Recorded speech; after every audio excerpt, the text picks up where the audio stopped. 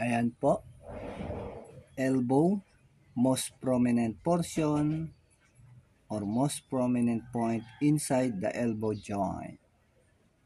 Ito naman, most prominent point outside the elbow joint. Okay. Indication, good for elbow pain.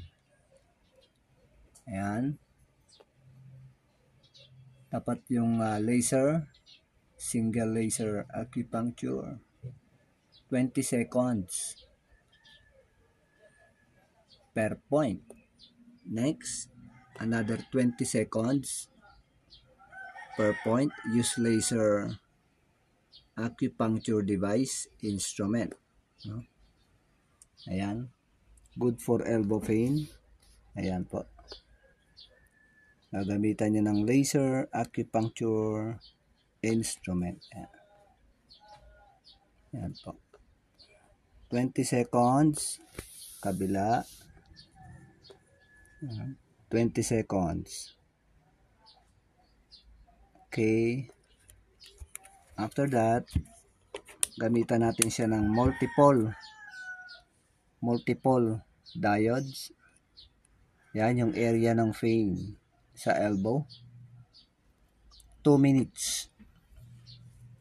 2 or 5 minutes. Yan.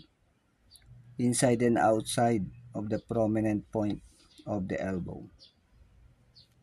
Kumbaga sa yan, elbow, ili-laser nyo yan. 2 minutes yung area ng may pain. Buong area or zone area. Ayan, yung elbow pain. Hanggang dyan sa baba ng elbow. Yan sa may muscles, tendons. Ayan, hanggang doon. 2 or 5 minutes, multiple diode. Use laser diode, multiple. Okay.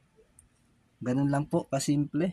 Ang pagtitreat gamit ang laser acupuncture instrument. Ayan. Ito yung multiple at ito naman yung single. Ayan, single. Ito yung switch button. Ganun lang po kadali. Tanggal ang elbow pain. Ayan. Most prominent point inside the elbow. At sa kabila, most prominent point outside the elbow.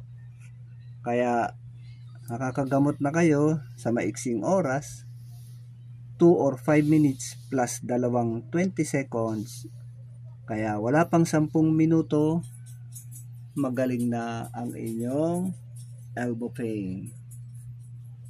Indication, elbow pain, anong gamit? Laser acupuncture device instrument. Yan, IPO Philippine registered patent. Para sa mga practitioner, pwede kayo mag-avail. Meron tayong 30% discount on units. Meron tayong 12 diodes na AC/DC, good for clinics. And meron din tayong handy laser 12 diodes, DC operated, battery operated, used for house service and personal use and patient use. Thank you. God bless and thanks God.